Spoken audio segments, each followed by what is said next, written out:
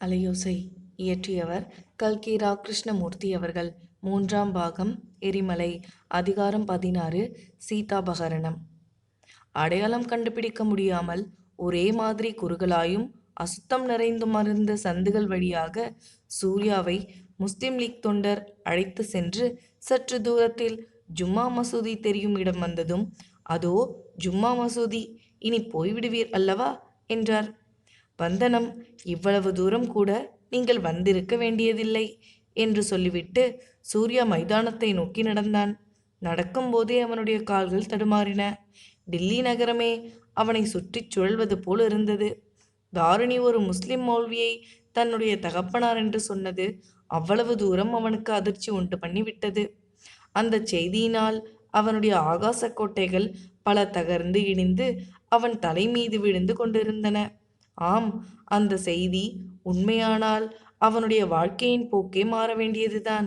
ஒரு முஸ்லிம் பெண்ணை மணந்து கொள்ள வேண்டுமானால் தானும் ஒரு முஸ்லிமாக வேண்டும். ஆயிரம் ஆயிரம் வருஷங்களாக நிலை பெற்று உலகத்துக்கெல்லாம் வழிகாட்டும் ஜோதியாக விளங்கும் சனாதன இந்து தர்மத்தை துறந்துவிட அவன் தயாராயில்லை.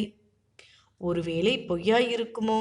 நமக்கு போக்கு காட்டுவதற்காக அப்படி சொல்லியிருப்பாளோ என்ற எண்ணம் தோன்றியவுடனே இன்னொரு விதமான சிந்தனை போக்கில் அவன் உள்ளம் ஆழ்ந்தது. ஆஹா, அந்த பெண்ணை எந்த விதத்திலும் நம்புவதற்கில்லை. ஒரு பக்கத்தில் புரட்சிக்காரர்களுக்கு மத்தியில் தீவிர புரட்சிக்காரியாக விளங்குகிறார். இன்னொரு பக்கத்தில் பெரிய பெரிய சர்க்கார் உத்தியோகஸ்தர்களுடன் சிநேகம் வைத்து கொண்டிருக்கிறாள். ஆங்கில நவீனங்களிலே யுத்த காலத்தில் அழகு வாய்ந்த பெண்கள் ஒற்று வேலை செய்வதை பற்றி படித்திருக்கிறோம் அல்லவா? அவர்கள் எந்த கட்சிக்காக ஒற்று வேலை செய்கிறார்கள் என்பதை கடைசி வரையில் கண்டுபிடிக்க முடிகிறதே இல்லை. இந்த தாரிணியையும் அந்த ரகத்தில் சேர்க்க வேண்டியதுதான். என்னை பிடித்து கொடுத்துவிட்டு 1,00,000 ரூபாய் பெற்றுக்கொள்ளுங்கள் என்று எவ்வளவு சர்வசகஜமாக கூறினாள். வைஸ்ராய் நிர்வாக சபை அங்கத்தினர்களுடன் சாதாரணமாக பழகக்கூடியவள் தன்னை போன்ற ஏழை வாலிபலிடம் அன்பு கொண்டிருப்பதாக சொல்வதை எப்படி நம்புவது? சவுந்தரராகவனிடம் அவளுக்கு இருக்கும் செல்வாக்கை பற்றி நினைத்தாலும் பலவித சந்தேகங்களுக்கு இடம் ஏற்படுகிறது. சீதா விஷயத்தில் இவளுடைய உண்மையான மனப்பாங்குதான் என்ன? சீதாவின் சேமத்தில் அவள் அக்கறை கொண்டிருப்பதாக சொன்னதெல்லாம் ஏதோ ஒரு அந்தரங்க நோக்கத்துடன் இருக்குமோ? அப்படியானால் அந்த நோக்கம் என்ன? அந்த பேதை பெண் சீதாவை இவர்கள் எல்லோருமாக சேர்ந்து ஏறக்குறைய பைத்தியமாக அடித்து விட்டார்கள். தாரிணியின் வார்த்தையை நம்பி அந்த அனாதையை கைவிட்டு தான் கல்கத்தாக்கு போய்விடுவது சரியா? இவ்விதமெல்லாம் யோசனை செய்து கொண்டே ஜும்மா மசூதியை தாண்டி அப்பால் வெள்ளி வீதிக்குள் சூர்யா பிரவேசித்தான். டவுன்ஹாலை அடைந்ததும் அங்கே வீதி ஓரத்தில் சீதா தன்னந்தனியாக நிற்பதை கண்டான். விரைந்து அவளிடம் சென்று, சீதா, நீ இங்கே வந்து ரொம்ப நேரமாகிவிட்டதா என்றான். 1/4 மணி நேரம்தான் ஆயிற்று. ஆனாலும் சாலையில் போகிறவர்கள் என்னை உற்று உற்று பார்த்துவிட்டு போவது எனக்கு கொஞ்சம் பிடிக்கவில்லை. இன்னும் 5 நிமிஷத்துக்குள் நீ வராவிட்டால் வீட்டுக்கு திரும்பி போய்விடுவது என்று எண்ணிக்கொண்டிருந்தேன். நல்ல வேளையாக நீ வந்துவிட்டாய் என்று சொன்னாள் சீதா. சூர்யாவின் மனதில் அப்போது 5 நிமிஷம் கழித்து வராமற் போனோமே என்று தோன்றியது. அப்படி தாமதித்திருந்தால் சீதா திரும்பி போயிருப்பாள். தனக்கு பொறுப்பு ஒன்றும் இல்லாமல் போயிருக்கும். மறுகணம் சூர்யாவுக்கு தன்னுடைய சுயநல எண்ணம் வெட்கத்தை அளித்தது. அனாதை சீதாவுக்கு யாருமே சிநேகம் இல்லை. அனுதாபத்துடன் அவளுக்கு உதவி செய்வாரும் கிடையாது. நாமும் இப்படி அவளை கைவிட எண்ணினால்? இருவரும் டவுன்ஹாலுக்கு பின்புறமுள்ள சாலையின் வழியாக காந்தி மைதானத்தை நோக்கி நடந்தார்கள். முதல் நாள் தாரிணியுடன் உட்கார்ந்து பேசிக்கொண்டிருந்த அதே மரத்தடிக்கு சூர்யா சீதாவை அழைத்துச் சென்றான். வழியில் அவர்கள் ஒன்றுமே பேசவில்லை. ஏனெனில் நடக்கும்போது சூர்யாவின் மனம் சீதாவின் விஷயத்தில் தன்னுடைய கடமை என்ன என்பதை பற்றி மிக தீவிரமாக சிந்தித்து கொண்டிருந்தது. மரத்தடியில் சென்று உட்கார்ந்ததும் சீதா அக்கம் பக்கம் பார்த்துவிட்டு, அம்மாஞ்சி, நீ உடனே இந்த ஊரை விட்டு போய்விடு. உன்னை போலீசார் பிடிப்பதற்கு தேடிக்கொண்டிருக்கிறார்கள். டெலிஃபோனில் உன் மாதிரி பேசி என்னிடம் விஷயம் தெரிந்து கொள்ள முயன்றவர்கள் போலீசார்தான். இதை எப்படியாவது உன்னிடம் சொல்லிவிட்டு போகத்தான் நான் முக்கியமாக இங்கே வந்தேன். டெலிஃபோனில் சொல்வதற்கும் பயமாய் இருந்தது. நடுவில் யாராவது டெலிஃபோனில் பேச்சை ஒட்டு கேட்டாலும் கேட்கக்கூடும் அல்லவா? இன்றைக்கு ராத்திரியே புறப்பட்டு போய்விடு சூர்யா என்று படபடவென்று பேசினாள். அத்தங்கா, என்னை பற்றி உனக்கு ஏன் இவ்வளவு கவலை? போலீசார் என்னை பிடித்து விட்டால்தான் என்ன? எந்த நிமிஷமும் கைதியாகி சிறைக்கு போவதற்கு நான் தயாராகத்தான் இருக்கிறேன். உன்னுடைய விஷயத்தை பற்றி பேசு சீதா. நேற்றிரவு நான் வாசலில் போவதாக போக்கு காட்டிவிட்டு தோட்டத்திற்கு திரும்பி வந்து ஜன்னல் வழியாக பார்த்து கொண்டிருந்தேன். உன்னை ராகவன் கை நீட்டி அடித்ததை பார்த்தபோது எனக்கு ரத்தம் கொதித்தது. கை துப்பாக்கியால் சுட்டுவிடலாம் என்று கூட எண்ணினேன். நீ உன் அகத்துக்காரர் மீது புகார் சொன்னபோது எனக்கு அவ்வளவு நம்பிக்கை உண்டாகவில்லை. ஸ்திரீகளுடைய சுபாவமே புகார் சொல்வதுதான் என்று மனதிற்குள் நினைத்து கொண்டேன். ஆனால் ராகவன் உன்னை நடத்திய விதத்தை பார்த்த பிறகு சந்தேகம் இல்லாமல் போய்விட்டது. இப்பேற்பட்ட ராட்சதன் உனக்கு புருஷனாக வாய்த்தானே, நான் அதற்கு காரணமாய் இருந்தேனே என்று எண்ணி எண்ணி நேற்று இரவெல்லாம் நான் தூங்கவில்லை. இப்படிப்பட்ட புருஷனை விட்டுவிட்டு நீ ஓடிப்போக எண்ணினால் நான் உன் பேரில் குற்றம் சொல்ல மாட்டேன். நானே உன்னை அழைத்து போக தயாராய் இருக்கிறேன். இன்று இரவு நான் கல்கத்தாவுக்கு புறப்படுகிறேன். என்னுடன் நீயும் வா. அமர்நாத்தின் வீட்டில் உன்னை ஒப்புவித்துவிட்டு பிறகு நான் என் காரியத்தை பார்க்கிறேன். அமர்நாத்தும் அவன் மனைவி சித்ராவும் எனக்காக எது வேண்டுமானாலும் செய்வார்கள். உன்னை வைத்து காப்பாற்றுவார்கள். இவ்வளவு நேரம் அரைமனதாக கேட்டுக்கொண்டிருந்த சீதா இப்போது குறுக்கிட்டு, சூர்யா, அந்த யோசனையெல்லாம் இனி வேண்டாம். நான் என்ன செய்வது என்று ஒரு முடிவுக்கு வந்துவிட்டேன் என்று சொன்னாள். அத்தங்கா, அந்த மாதிரி முடிவு செய்ய வேண்டாம். நீ எதற்காக உயிரை விட வேண்டும்? ராகவனைப் போன்ற ஈவிரக்கமில்லாத கிராதகனுக்காகவா? என்னுடைய உடம்பில் மூச்சு உள்ள வரையில் உன்னை நான் சம்ரட்சிப்பேன். இந்த உலகமெல்லாம் உனக்கு விரோதமாயிருந்தாலும் நான் உன்னுடைய கட்சியில் இருப்பேன். ஏதாவது கெட்ட பெயர் வருகிறதா இருந்தால் அந்த கெட்ட பெயரை நான் உன்னுடன் பகிர்ந்து கொள்கிறேன். உயிரை விடுகிற எண்ணத்தை மட்டும் நீ விட்டுவிட வேண்டும் என்று சூர்யா உணர்ச்சி பொங்க கூறினான். சூர்யா உயிரை விடுவது பற்றி யார் பேசினார்கள்? உயிரை விடும் உத்தேசம், என் அகத்துக்காரரை விட்டு போகும் உத்தேசம் இரண்டையும் நான் கைவிட்டு விட்டேன். அவருடைய மனம் போல் நடந்து அவருடைய திருப்தியை சம்பாதித்துக் கொள்வது என்று முடிவு செய்து விட்டேன். உனக்கு ஒரு வேளை வியப்பாயிருக்கும். நேற்று ராத்திரி சம்பவத்துக்கு பிறகு இத்தகைய தீர்மானம் நான் எப்படி செய்தேன் என்று ஆச்சரியப்படுவாய். ஒருவேளை நம்பக்கூட மாட்டாய். ஆனாலும் நான் சொல்வது உண்மை. இன்றைக்கு மத்தியானம் ஒரு பத்திரிகையில் கஸ்தூரிபாய் காந்தியின் சரித்திரம் வாசித்தேன். அதுதான் என் மனதை மாற்றிவிட்டது. கஸ்தூரிபா காந்தி எப்படியெல்லாம் கஷ்டப்பட்டிருக்கிறாள் தெரியுமா? 70வது வயதில் ஜெயிலுக்கு போயிருக்கிறாள். அவள் அல்லவா உத்தமி. நானும் என் கணவர் இஷ்டப்படி இனிமேல் நடந்து கொள்கிறது என்று தீர்மானித்திருக்கிறேன். சூர்யாவின் தலையிலிருந்து ஒரு பெரிய பாரம் நீங்கியது போல தோன்றியது. சீதாவின் முடிவு அவனுடைய இருதயத்துக்கு உகந்ததாய் இருந்தது. ஆனால் அவனுடைய அறிவு அந்த முடிவை ஆட்சேபித்தது. சீதாவை பார்த்து அவன் கூறியதாவது, ஸ்திரீகளின் மனதை கண்டுபிடிக்கவே முடியாது என்கிறார்களே, அது வாஸ்தவமாகத்தான் இருக்கிறது. பெண்களின் சஞ்சல புத்தியை பற்றி பெரியோர்கள் சொல்லி இருப்பதிலும் தவறில்லை. இரண்டுக்கும் நீயே உதாரணமாய் இருக்கிறாய். நேற்று இரவு எப்படி பேசினாய்? இன்றைக்கு எப்படி பேசுகிறாய்? புருஷன் என்ன கொடுமை செய்தாலும் மனைவி பொறுத்து கொண்டிருக்க வேண்டும் என்னும் கட்சியை நான் ஒப்புக்கொள்ள முடியாது. அதெல்லாம் பழைய காலம். பெண்களை அடிமைப்படுத்த புருஷர்கள் எழுதி வைத்த சாஸ்திரங்கள் சொல்லும் கடமை. ஆண்களோடு பெண்களும் சரிநிகர் சமானம் என்பது இந்த காலத்து தர்மம். கஸ்தூரிபாய் காந்தியை பற்றி கூறுகிறாயே, கஸ்தூரிபாயின் கணவர் உலகம் போற்றும் உத்தமர். மகாத்மா காந்தியோடு மற்றவர்களை இணை சொல்ல முடியுமா? சூர்யா, காந்திஜியின் இஷ்டத்தை போல் கஸ்தூரிபாய் நடந்து கொள்ள ஆரம்பித்த போது அவர் மகாத்மா ஆயிருந்தாரா? இல்லையே, ரொம்ப சாதாரண மனிதராகத்தானே இருந்தார். அப்போது முதல் கஸ்தூரிபாய் கணவரை தெய்வம் என்று நினைத்து நடந்தபடியால் தான் காந்திஜி மகாத்மா ஆனார். பெண்களின் சுதந்திரத்தை பற்றியும் நான் யோசித்து பார்த்தேன் சூர்யா. எனக்கு இவர் எல்லா விதமான சுதந்திரம் கொடுத்துத்தான் இருந்தார். நான் எங்கே போனாலும் ஏன் போனாய் என்று கேட்பதில்லை. யாரோடு பேசினாலும் ஏன் பேசினாய் என்று கேட்பதில்லை. நான் தான் அவரை அப்படியெல்லாம் கேட்டு அவருடைய வாழ்க்கையை நாசமாக்கினேன். எனக்கு அவர் பூரண சுதந்திரம் கொடுத்திருந்தார். நான் அவருக்கு எந்த விதமான சுதந்திரமும் கொடுக்கவில்லை. யோசிக்க யோசிக்க தப்பெல்லாம் என் பேரில்தான் என்று உணர்கிறேன். என்னுடைய மூளை எப்படியோ கெட்டுப்போயிருந்தது. இப்போது நிச்சயமாக முடிவு செய்துவிட்டேன். இனிமேல் நீ என் மனதை மாற்ற முயல்வதில் பயனில்லை என்றாள் சீதா. சூர்யா திகைத்து போய்விட்டான். நான் உன் மனதை மாற்ற முயலவே இல்லை. எப்படியாவது நீ ராகவனுக்கு உகந்த மாதிரி நடந்து அவனை சீர்திருத்தினால் சரிதான். நீயும் ராகவனும் சந்தோஷமாக வாழ்க்கை நடத்தினால் அதை காட்டிலும் எனக்கு சந்தோஷம் வேறில்லை. புறப்படு, போகலாம். இருட்டிவிட்டது. உன்னை உன்னுடைய வீட்டில் கொண்டு போய் விட்டுவிட்டு நான் என் காரியத்தை பார்க்கப் போகிறேன் என்றான். நீ என்னுடன் வரவேண்டாம். நீ என்னுடன் வரவேண்டாம். ஒரு டாக்ஸி பிடித்து என்னை அதில் ஏற்றிவிட்டால் போதும். இல்லாவிடில் நானே பிடித்து கொள்கிறேன் என்று சீதா சொன்னாள். அது மாத்திரம் முடியாது சீதா.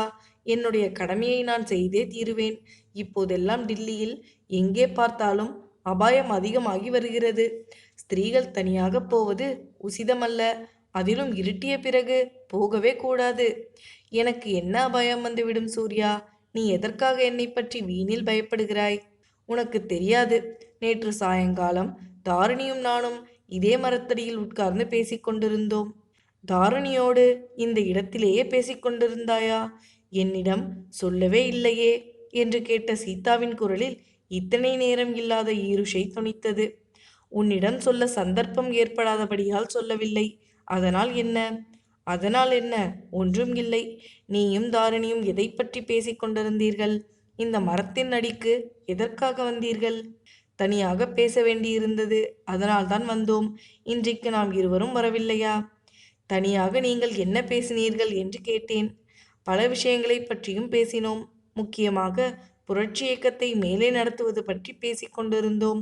உன்னை பற்றியும் பேசினோம். என்னை பற்றி என்ன பேசினீர்கள்?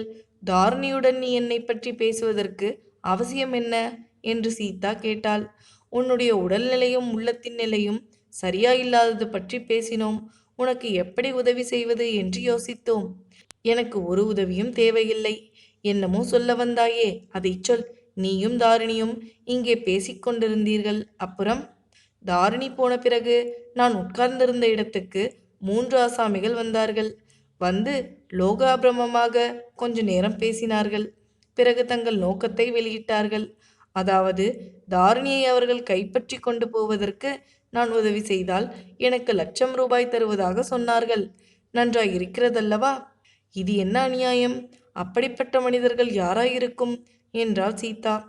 ஏதோ ஒரு சுதேச சமஸ்தானத்து ஆட்கள் என்று தோன்றியது. இந்த 1943ஆம் வருஷத்தில் வைஸ்ராய் வேவலின் ஆட்சியின் கீழ் டில்லி நிலைமை இப்படி இருக்கிறது. இருட்டிலே உன்னை தனியாக அனுப்ப எப்படி எனக்கு மனம் வரும்? சூர்யா, என் விஷயத்தில் அந்த மாதிரி கவலை உனக்கு வேண்டாம். தாரிணியை போன்ற அழகிக்கு ₹1,00,000 தருவதாக சொன்னால் எனக்கும் அப்படி சொல்வார்களா? என் மூஞ்சி இருக்கிற லட்சணத்துக்கு என்னை ஏலம் போட்டாலும் 1,00,000 பைசா கூட யாரும் கொடுக்க மாட்டார்கள். என் அகத்துக்காரர் தாரிணியை வேண்டாம் என்று சொல்லிவிட்டு என்னை இஷ்டப்பட்டு கல்யாணம் செய்து கொண்டாரே, அதை நினைத்தால் அவருக்கு எவ்வளவோ நான் நன்றியோடு இருக்க வேண்டும். அப்படி நீ இருப்பதை நான் வேண்டாம் என்று சொல்லவில்லை. இன்று உன்னை உன் வீட்டுக்கு கொண்டு போய் விட்டுவிடுகிறேன். அது என்னுடைய கடமை. இல்லாவிட்டால் என் மனது அடித்து கொண்டே இருக்கும். சூர்யா, உன்னை வரவேண்டாம் என்று நான் சொல்வது உனக்காகத்தான். எங்கள் வீட்டருகில் போலீசார் வட்டமிட்டு கொண்டிருக்கிறார்கள். நீ அவ்விடம் வந்தால் உடனே உன்னை அரெஸ்ட் செய்து விடுவது என்று காத்திருக்கிறார்கள். அரஸ்டை பற்றி எனக்கு கொஞ்சமும் கவலை இல்லை என்றுதான் முன்னமே சொன்னேனே. உனக்கு கவலை இல்லை என்பது சரிதான். நீ எப்போது கைதியாவோம், ஜெயிலுக்கு போய் நிம்மதியாய் இருப்போம் என்று எண்ணிக்கொண்டிருக்கிறாய். ஆனால் என் அகத்துக்காரர் சர்க்கார் உத்தியோகஸ்தர் என்பதை நீ கவனித்தாயா? எங்களுடைய வீட்டில் உன்னை கைது செய்யும்படி நேர்ந்தால் அவருடைய நிலைமை என்ன ஆகும்? அவருடைய உத்தியோகத்துக்கு ஆபத்து வராதா? சூர்யா ஒரு நிமிஷம் திகைத்து ஸ்தம்பித்து போய்விட்டான். பிறகு மன்னிக்க வேண்டும் சீதா. அந்த விஷயத்தை நான் எண்ணி பார்க்கவே இல்லை. போகட்டும், நான் உன் வீடு வரையில் வரவில்லை. வீட்டுக்கு கொஞ்ச தூரம் வரையில் வருகிறேன். அப்புறம் நீ தனியே போய்விடு. இவ்வளவாவது செய்தால்தான் என் மனம் நிம்மதி அடையும் என்றான் சூர்யா. நல்லது, அப்படியே செய். உன் மனது நிம்மதி அடையட்டும் என்று சீதா சம்மதித்தாள். இருவரும் அந்த மரத்தடியிலிருந்து புறப்பட்டார்கள். மைதானத்திலிருந்து வெள்ளி வீதிக்கு போகும் சாலை ஜன நடமாட்டம் இல்லாமல் இருந்தது. அந்த சாலையில் ஓரிடத்தில் ஒரு பெரிய மோட்டார் நின்று கொண்டிருந்தது. அதனுடைய பின்புறத்தில் இருந்த 1111 என்னும் நம்பர் சூர்யாவின் மனதில் பதிந்தது. வண்டிக்குள் 2 பேர் இருந்தார்கள். வண்டிக்கு வெளியில் சாலை ஓரத்து வேலிக்கரையில் நின்று இருவர் சுருட்டு பிடித்து கொண்டிருந்தார்கள். வண்டியை தாண்டி சென்றபோது சூர்யாவின் மனதில் ஒரு சந்தேகம் உதித்தது. ஆனால் அதை தீர்த்து கொள்ளும் சந்தர்ப்பம் அதுவல்ல என்பதை உணர்ந்தான். பின்னர் கொஞ்சம் வேகமாகவே நடந்தான். சூர்யாவும் சீதாவும் வெள்ளி வீதியை அடைந்து மணிக்கூண்டுக்கு அருகில் ஒரு டாக்ஸியை பிடித்தார்கள். அதில் ஏறி உட்கார்ந்ததும் வண்டி புதுடில்லியை நோக்கி போயிற்று. அவர்கள் ஏறிய டாக்ஸியை பின்னால் ஒரு மோட்டார் வண்டி தொடர்ந்து வருகிறது என்று சூர்யா சந்தேகித்தான். அதை நிச்சயம் செய்து கொள்ள முடியவில்லை. புதுடில்லி சாலையில் மோட்டார் வண்டிகள் முன்னும் பின்னும் போகாமலாயிருக்கும். வண்டி வேகமாய் சென்றது. ஜந்தர் மந்தர் என்னும் வானசாஸ்திர ஆராய்ச்சி கூடத்தை கடந்ததும் சீதா, இங்கேயே வண்டியை நிறுத்தி விடலாம். எங்களுடைய வீடு இன்னும் கொஞ்ச தூரம்தான் இருக்கிறது என்றாள். சரி என்று சொல்லி சூர்யா வண்டியை நிறுத்தச் செய்தான். நான் இவ்விடம் இறங்கிக் கொள்ளட்டுமா? நீ வீட்டுக்கு போய் வண்டியை அனுப்பி விடுகிறாயா? வேண்டாம். டாக்ஸி காரில் போய் இறங்கினால் வேலைக்காரர்கள் ஏதாவது நினைத்து கொள்வார்கள். நடந்து போனால் வழக்கம் போல் உலாவப் போய் வருவதாக எண்ணிக்கொள்வார்கள். இங்கிருந்து நடந்தே போய்விடுகிறேன். 2 பர்லாங் தூரம் கூட இராது என்றாள் சீதா. சரி என்றான் சூர்யா. சீதா வண்டியிலிருந்து இறங்கியதும், இன்று ராத்திரியே கல்கத்தா போகிறாயல்லவா? கட்டாயம் போய்விடு சூர்யா என்றாள். போகத்தான் போகிறேன் சீதா. நாம் மறுபடியும் எப்போது சந்திக்கிறோமோ என்னமோ. ஆனால் என்னிடம் உனக்குள்ள அபிமானத்தையும் நீ எனக்கு செய்திருக்கும் உதவியையும் ஒரு நாளும் நான் மறக்க மாட்டேன் என்றாள் சீதா. நானும் உன்னை ஒரு நாளும் மறக்க முடியாது அத்தங்கா. சீதா சாலையில் நடந்து போய்க் கொண்டிருந்தாள். சூர்யா வண்டியிலிருந்து இறங்கி அவள் போவதையே பார்த்து கொண்டு நின்றான்.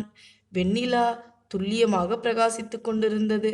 பக்கத்து வீடுகளின் தோட்டங்களிலிருந்து இரவு பூக்கும் மலர்களின் சுகந்தம் வந்து கொண்டிருந்தது. காற்று மிருதுவாக வீசிற்று.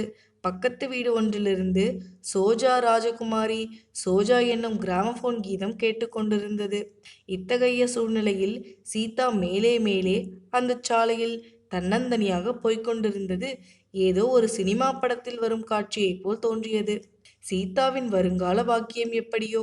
அவளுடைய மனமாறுதலை பற்றி அவள் சொன்னதெல்லாம் உண்மைதானா? அல்லது நம்மிடம் அவ்விதம் சொல்லிவிட்டு சென்று விஷத்தை அருந்தி சாகப் போகிறாளா? அப்படி நேர்ந்தால் அந்த சாவில் நமக்கு பொறுப்பு இல்லாமல் போகுமா? அப்படி நேர்ந்தால் அந்த சாவில் நமக்கு பொறுப்பு இல்லாமல் போகுமா என்று சூர்யா எண்ணமிட்டு கொண்டிருந்தான். பின்னால் தொடர்ந்து வந்து கொண்டிருந்த கார் சூர்யாவை தாண்டி போயிற்று. அதனுடைய நம்பர் 1111 என்பது மறுபடியும் அவனுடைய கண்ணில் பட்டு கவனத்தில் பதிந்தது. வேகமாக சென்ற அந்த மோட்டார் பட்டென்று பிரேக் போடப்பட்டு சீதாவின் அருகில் நின்றது. வண்டியிலிருந்து 2 பேர் குதித்தார்கள். சீதாவை பலவந்தமாக காருக்குள் தள்ளினார்கள். தாங்களும் ஏறிக்கொண்டார்கள். கதவு சாத்தப்பட்டது. வண்டி கிர் என்ற சத்தத்துடன் திரும்பி சூர்யா நின்ற வழியாகவே மறுபடியும் வரத் தொடங்கியது. இவ்வளவையும் சுமார் அரை நிமிஷத்துக்கு குறைவான நேரத்தில் நடந்துவிட்டது. சூர்யாவின் மூளை சற்று நேரம் செயலிழந்து போயிருந்தது. ஆனால் அந்த வண்டி அவன் நின்ற இடத்தை தாண்டி சென்றபோது மூளை வேலை செய்ய ஆரம்பித்தது. வண்டிக்குள்ளிருந்து அம்மாஞ்சி என்ற தீனக்குரல் வந்தது போல தோன்றியது. சூர்யா தன் கால் சட்டை பையிலிருந்த கைத்துப்பாக்கியை எடுத்து அந்த வண்டியின் டயர்களை நோக்கி சுட்டான். டயர் மீது குண்டு படவில்லை. சட்டென்று பக்கத்தில் நின்ற டாக்ஸிக்குள் ஏறிக்கொண்டு, அதோ அந்த வண்டிக்கு பின்னால் விடு, உனக்கு வேண்டியதை தருகிறேன், இல்லாவிட்டால் உன்னை சுட்டு கொன்று விடுவேன் என்றான். பெட்ரோல் குறைவாக இருக்கிறது சாகிப் என்றான் வண்டியின் டிரைவர். அதனால் பரவாயில்லை, பெட்ரோல் இருக்கிற வரையில் வண்டியை ஓட்டு, சீக்கிரம் என்றான் சூர்யா. இந்த சமயம் பார்த்து ஒரு போலீஸ்காரன் அங்கு வந்து, சுட்டது நீதானா? அந்த துப்பாக்கியை இப்படி கொடு என்று கேட்டான். சூர்யா அந்த போலீஸ்காரனை பிடித்து வேகமாக ஒரு தள்ளு தள்ளினான். போலீஸ்காரன் தூர போய் விழுந்தான். ஜாவ் ஜாவ் என்று சூர்யா அதட்டினான். டாக்ஸி டிரைவரும் மூளை குழம்பி போய் வண்டியை அதிவேகமாக விட்டுச் சென்றான். விழுந்த போலீஸ்காரன் எழுந்து 3 தடவை விசில் ஊதினான். சிறிது நேரத்துக்கெல்லாம் ஒரு ஜீப் வண்டி வந்தது. அதில் 4 போலீஸ்காரர்கள் இருந்தார்கள். இந்த போலீஸ்காரனும் அதில் ஏறிக்கொண்டு ஏதோ சொன்னான். ஜீப் வண்டி 2 வண்டிகளை தொடர்ந்து அதிவேகமாக சென்றது.